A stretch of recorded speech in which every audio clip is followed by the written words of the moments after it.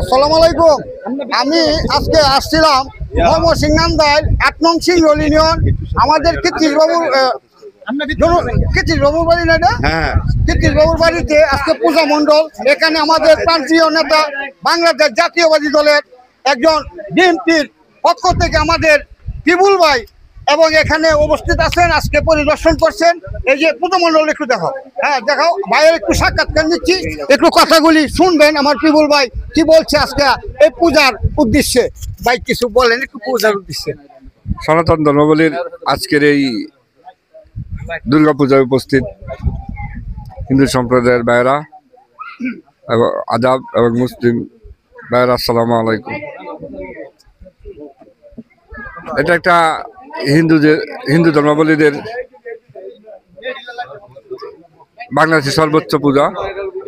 আমাদের জাতীয়বাদী দলের পক্ষ থেকে তাদেরকে আন্তরিকভাবে শুভেচ্ছা এবং অভিনন্দন জানাচ্ছি এবং যত ধরনের সুযোগ সুবিধা এবং সর্বোচ্চ নিরাপত্তায় আমরা জাতীয়বাদী দল ওনাদের পাশে আছি এবং বাংলাদেশ জাতীয়বাদী দল সব ধরনের ভালো কাজের সাথে সবসময় পাশে ছিল, এখনও আছে, ভবিষ্যতেও থাকবে।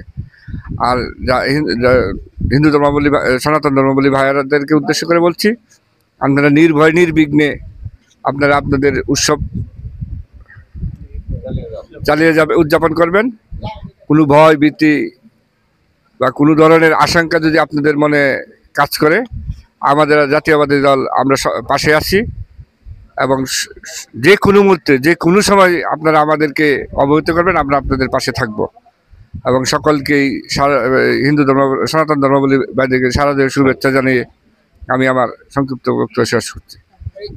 বাংলাদেশ জিন্দাবাদ, খালেদা জিয়া জিন্দাবাদ, তারুণ্যের অহংকার তারেক রহমান জিন্দাবাদ, শহীদ প্রেসিডেন্ট জিয়াউর রহমান অমর হোক, brigadier general AKM Shamsul Islam সাহেব জিন্দাবাদ জিন্দাবাদ।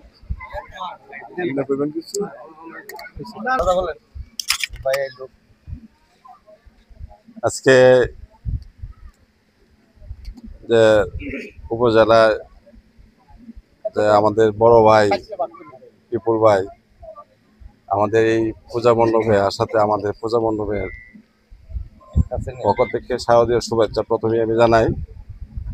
আর বিপুল ভাইয়ের দৃষ্টিভঙ্গি আরো আগে থেকেই আমাদের প্রতি আছে, আমাদের লোক আছে, তার যে লোকের মাধ্যমে সময়ে সময়ে আমার কাছে আসতেছে, আমার খোঁজ খবর নিচ্ছে, মন্দিরে খোঁজ খবর নিচ্ছে।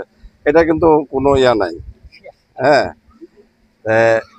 দাদারা কিন্তু আমাদের সাথে আজকে নান্দাইলে দীর্ঘদিন যাবৎ আমি যে দেখি আমাদের সাথে যে আন্তরিকতার এর বিন্দু কোনো অভাব নাই।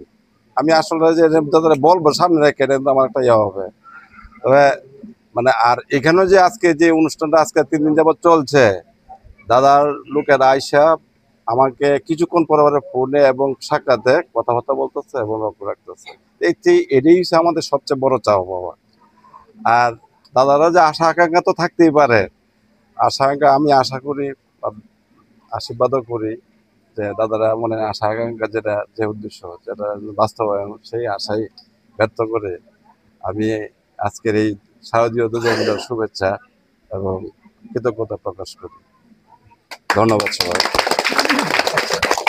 বলা যাচ্ছে না, কারণ